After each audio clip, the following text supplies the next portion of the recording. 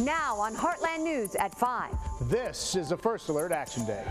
Winter weather invading the Heartland right now. Anytime they put SNOW in the forecast, everybody's got to get to the grocery store. From the stores to the streets, road crews are getting ready for slick ice. And everybody's getting a lot of experience, probably more than they want to. Our live team coverage starts right now. This is a First Alert Action Day from Heartland News. And good afternoon. A winter weather advisory is in effect right now. We've got reporters out across the Heartland checking on conditions for you. First, though, Grant is tracking the system as it moves in. We're going to go right over to him now for your First Alert at 5. Well, we got a big mess across the area as we take a look at First Alert Doppler Network. The northern parts of the Heartland, pretty much all snow.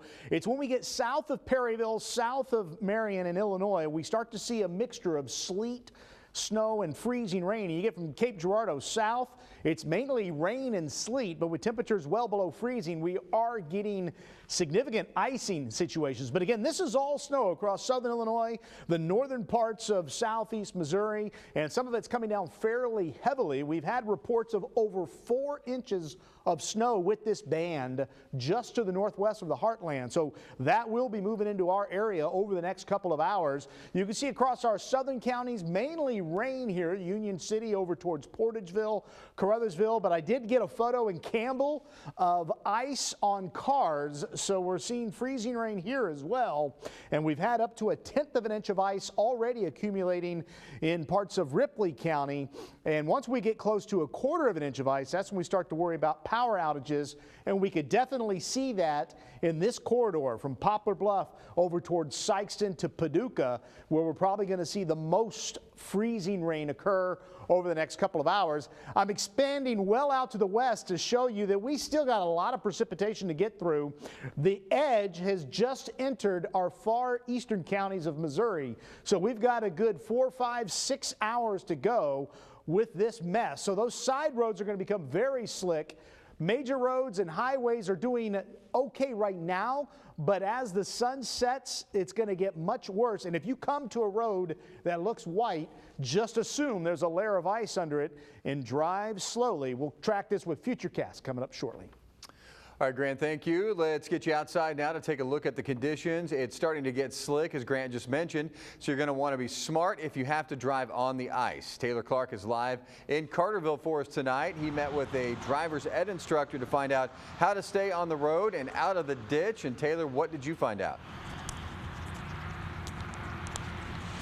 Well, Jeff, from where I'm standing right next to Route 13, the roads aren't looking too bad yet. However, a lot more snow has fallen the past hour. All of this snow on the ground around me is from the past hour.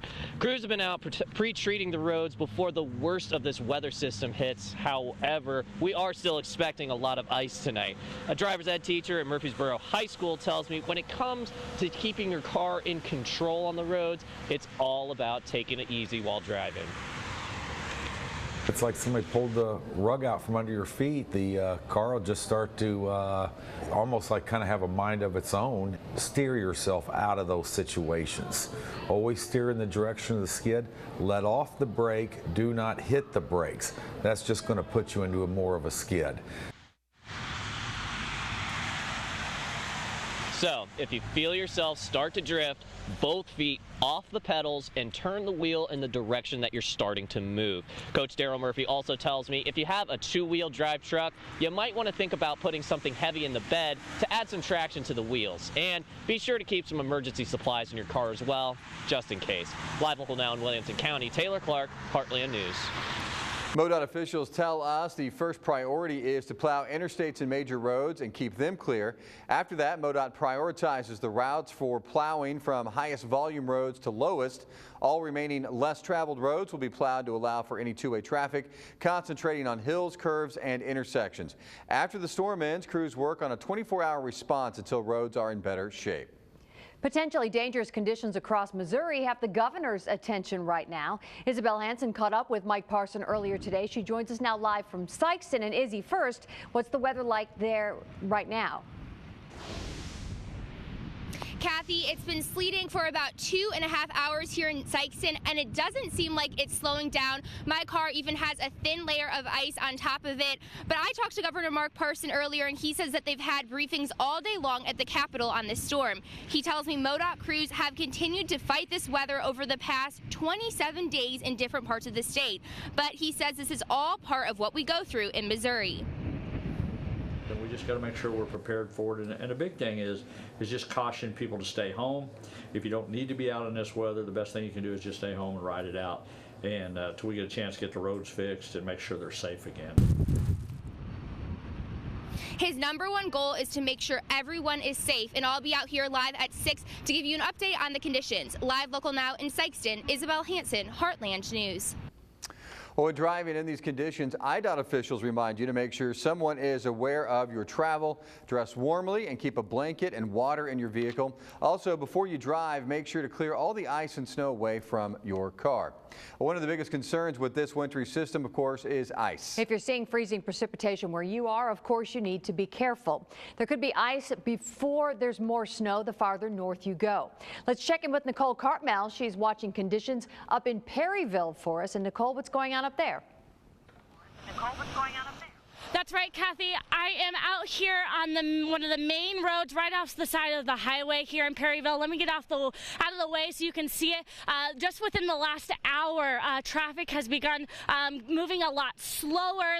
And the snow has been accumulating on the roads. And the issue, of course, is that ice. So we asked the folks at Ace Hardware about the best way to get rid of any ice that might be around your house. And they say ice melt is a lot safer to use than rock salt.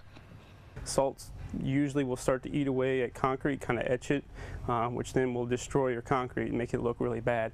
Where ice melt, it's way safer. It melts just the same as what salt would, but it protects the grass, protects the concrete, and all that stuff. It's still effective if you put it down before the snow really starts piling up. Now, I did talk to Perryville Public Works, and they said that they got out ahead of the winter weather today and started pre-treating roads at 7 this morning. They didn't want to wait. Perryville's entire snow removal team is on standby at this point and ready to start plowing as soon as it really begins to accumulate. Live local now, Nicole Cartmel, Heartland News.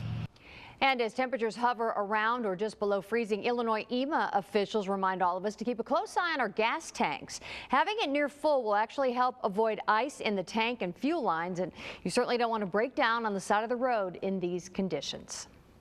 All right, let's take a look at road conditions around Cape right now. This is from our storm tracker, a live look. Cameras looks like it's taken a bit of a beating. I know it was sleeting here in Cape just a short time ago. Cape schools dismissed early today because of concerns of this wintry weather on the road. So far, we have not heard about very many accidents, but we will, of course, keep you posted on that. We're going to keep you updated constantly on our First Alert weather app. Make sure your phone is charged so you can watch our live meteorologists if your power happens to go out. If ice gets on any of these power lines, that is a concern. So you can also check the radar and temperatures where you are. Search KFVS in the App Store. Breaking right now north of the Heartland in Aurora, Illinois. That's about 40 miles west of Chicago. A deadly shooting at a business there. We know at least one person is dead. 4 police officers are injured. Investigators say the shooter is an employee of the company and has been apprehended.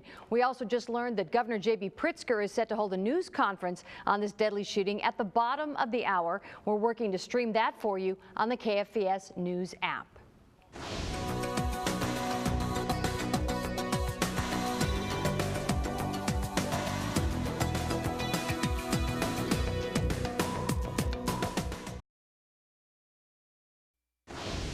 Our winter weather First Alert Action Day continues. Here's another live look from Carterville, and this just into the newsroom. The 45 Ohio River Bridge at Brookport is closed now due to icing. That comes at the request of the Paducah Police Department. The Kentucky Transportation Cabinet closing the Brookport Bridge over the Ohio River due to ice. Now, Grant is tracking the system. He'll update us on when it could finally clear out in just a few minutes. Disappointing news today for Heartland shoe lovers. Retailer Payless is reportedly set to file for bankruptcy later this month and close all of its stores. The report comes from Reuters, although Payless is not publicly commenting. According to that same report, there's a chance the company could find a buyer after declaring bankruptcy. Now, we have several Payless stores in the Heartland. There are 2 in Cape Girardeau, including 1 in West Park Mall. There's also a location in Poplar Bluff, and over in southern Illinois, there's a Payless in Marion and at the University Mall in Carbondale. Payless is just the latest retailer to announce closures in the Heartland. Kmart closed in Cape back in November. That came after the stores in West Frankfort, Mount Vernon, and Paducah already shut down. Toys R Us closed its locations in Cape Girardeau and Marion early last year, and the Sears store closed at the Marion Mall last year as well. As we mentioned earlier, Missouri Governor Mike Parson is in the Heartland today, spending some time touring classrooms and speaking with students in the Richland School District in Essex. The school district is a Blue Ribbon Award winner, which means having some incredible test scores that stack up well, not just statewide, but also nationwide. Coming up tonight on Heartland News at 6, you'll hear what Governor Parson had to say to students about this big honor. Temperatures telling a big story right now. Lots of places at or below freezing. Once you get 30 and below, 28, 26, 25, we really start to see those slick road conditions. You can see most of the Heartland is having that right now. We'll see how long it's going to last coming up. Wintry weather pushing through the Heartland. Grant is tracking it and has a timeline for when things could clear out. We'll have that for you coming up. With that stroke of his pen, President Trump today declared a national emergency, freeing up billions of dollars for his proposed border wall. The move also creates a new battle between Congress and the president. As Natalie Brand reports, Democrats are threatening legal action, while Republicans are split on the president's action. I'm going to be signing a national emergency. President Trump officially declared a national emergency to get $8 billion for a steel southern border wall. The declaration comes after Congress passed a spending bill to keep the government open, a bill that included only around $1.3 billion for a border barrier. Sounds like a lot, but it's not so much, although we're putting it to much better use than it used to be. The president is pulling the bulk of the money from the Department of Defense budget, including $3.6 billion in military construction funding. Reaction from congressional Republicans has been mixed. Maine Senator Susan Collins put out a statement saying, "I don't believe that the National Emergencies Act contemplates a president unilaterally reallocating billions of dollars. It also sets a bad precedent for future presidents." Meanwhile, Republican leaders in Congress say they stand by the president using his executive authority. Obviously, the president and his attorneys have looked at it. It's got to be legal for him to do it. Democrats are calling the move a power grab and intend to take legal action. Likelihood is that we will be filing an action very soon in court. We have no other choice than to sue the administration. I expect to be sued. I shouldn't be sued. While the president and some lawmakers wage a new battle over this emergency declaration, the nearly 800,000 federal workers impacted by the last partial shutdown can breathe a sigh of relief. Natalie Brand, CBS News, the White House. The money from the National Emergency Declaration is expected to go towards constructing 234 miles of the border barrier. Well, our First Alert Action Day continues. This is a live picture from Sikeston. As you can see, it looks kind of wet there. It's kind of south, so we're not seeing a ton of ice just yet. But we know road crews have been out across the Heartland putting down salt and brine to try to keep you safe as you're out on those roads tonight. Now, First Alert Weather with Grant Dave. All right, 7 o'clock this evening. I want you to notice a lot of freezing rain and sleet in the pink areas. Here's that freezing line. Now, this line indicates where it is below 32 degrees. It can still be up to 32 degrees all the way to the edge of this pink that you see here. But you can see 32 degrees or below as we head further north and west. And watch the changeover as we head throughout time. Notice this little bulge kind of wrapping around where snow mixes in. Why is that happening? Well, in the cloud layer, it's dropping below freezing again. There's an area of low pressure that's moving off to our north and east, and the winds aloft are changing to the northwest. That gets rid of the warm air in the cloud layer, and that changes the rain and sleet over to snow. So it's very tricky where that freezing line sets up in the clouds. It's below freezing at the surface, so it's ice or snow. And you can see by 9 o'clock, we do see some snow across the area. And most of our high-resolution model guidance that we look at is developing a band of fairly heavy snow, at least for a couple of hours, across northern Cape Girardeau County, Perry County, northern Bollinger County, into parts of northern Union County and southern Jackson County, and then moving it into parts of Livingston and Crittenden County, but fading away as it does so. But notice at 10 o'clock, we're still seeing a mess out there across the entire heartland. By 11 o'clock, we start to see it let up. The heavier snows moving out of the area, just some flurries lingering around midnight from Cape Girardeau over towards Paducah. And then finally, about 1 o'clock in the morning, the mess gets out of here. But it's still going to be slick out there, folks, especially the roads, the side roads that we see out there that maybe didn't get some treatment. Sleet and freezing rain will cause a layer of ice, and if you get snow on top of that, it just really becomes a travel mess. Now, as we head towards tomorrow, we should see some sunshine at times, and that should help warm us up above freezing, as you see there, and that will help melt all the mess that fell.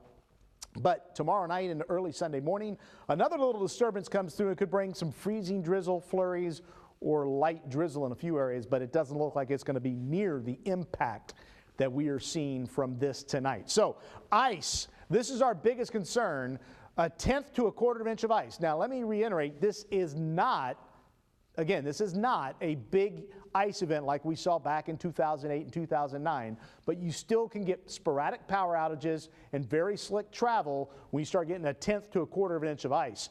How much snow for the rest of the night?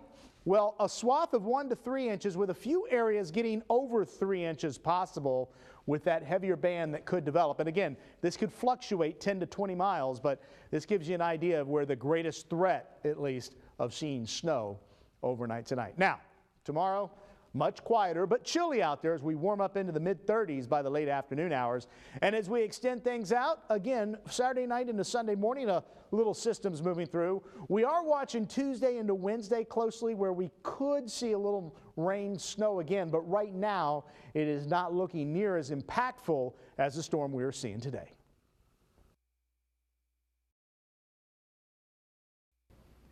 Parents who've been saving for years know the advantages of putting college money into a 529 college savings account. But what happens when it's finally time to take the money out? Justin Fisher reports. When Kim Johnson's daughter Isabel was born, Kim began putting money into a 529 college savings plan. And although it's hard for Kim to believe, Isabel is now a college freshman, and it's time to start taking money out of her 529, which is a little more complicated than Kim expected. We just thought, you know, it's there. It's a bucket of money that we've been saving. And most recently, we're starting to learn that there are some strings attached and rules. Rules that are important to follow, according to the financial team at Consumer Reports, if you want to avoid hefty penalties. If you don't spend the money on legitimate 529 expenses, you'll pay income tax on the earnings in the 529 and a 10% penalty on the amount you saved. Legitimate 529 expenses include obvious things such as tuition and supplies like books and computers. But you can also use the money towards room and board if you're enrolled in school at least half time. As you spend, be sure to keep all receipts. The IRS may have questions later. Be aware that when you spend the money also matters. You need to spend the money in the same year that you make the withdrawal. That means the calendar year, not the school year. And if you're lucky enough to have leftover 529 funds, well, avoid taxes and penalties by saving it for graduate school or transferring the money to another child, a cousin, or even furthering your own education.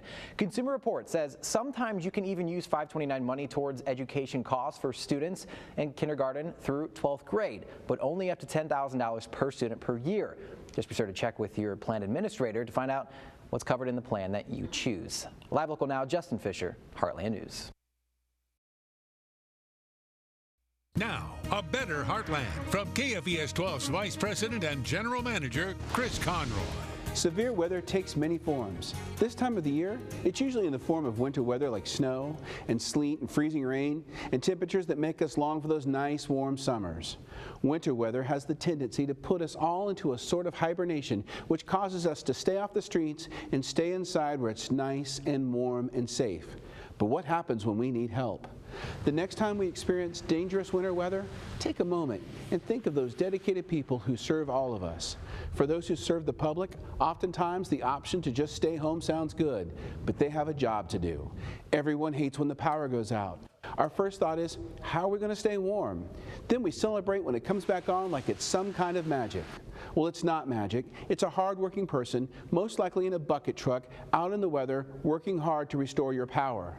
When you dial 911 during severe weather, the person at the other end of the phone can't say, sorry, can't help you, the weather's really bad. If you have a medical emergency or need help from the fire or police departments, remember, they all get to your home by driving on the very streets everyone is trying to avoid. So we, the people, the public, need to show appreciation for what they do.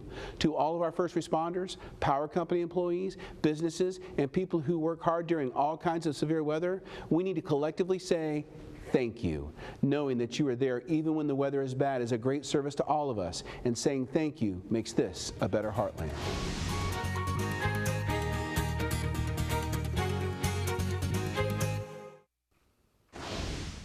Well, it's a mess out there. First Alert Doppler Network showing snow in our northern counties, freezing rain and sleet central and southern counties, and rain in our far southeastern counties. Everybody is under a winter weather advisory throughout the night. We've got, let's say 6 more hours until the bulk of this gets out of here. So just take it easy the rest of the night. We're going to have an update for you tonight at 6 on where the heaviest precipitation is and expected to fall. Plus, we will check back in with our live crews. Grant, thank you. Thanks for watching. The CBS Evening News is next.